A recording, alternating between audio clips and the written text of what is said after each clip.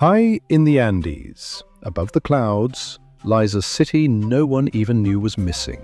Machu Picchu wasn't just hidden, it was forgotten.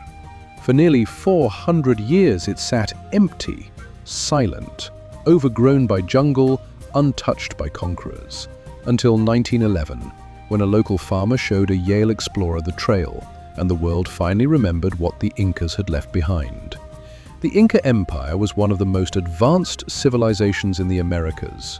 In less than 100 years, they built thousands of miles of roads, connected cities across mountains and jungles, and ruled over 10 million people. They had no written language, but left behind architecture, astronomy, and urban planning that still amazes us. Machu Picchu was one of their most remarkable creations.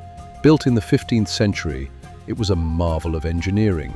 Terraces carved into cliffs, stone walls that didn't use mortar, a city designed to withstand earthquakes with precision we still don't fully understand.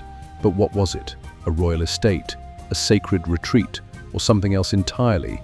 We still don't know.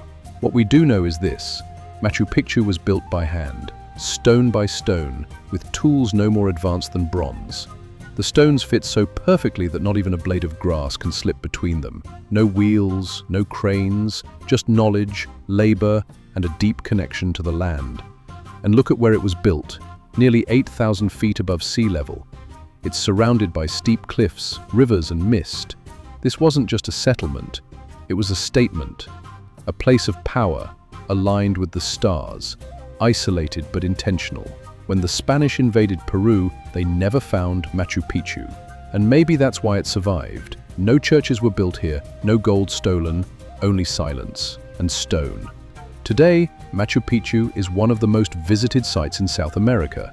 But despite the crowds, it still feels otherworldly, like you're standing in a dream carved into the earth, a forgotten city, a wonder of the world, and a reminder that the Inca legacy was never truly lost. Thanks for watching. If you enjoyed this, there's more where it came from. Click on one of the next videos on your screen to keep exploring with me. Let's see where the story takes us next.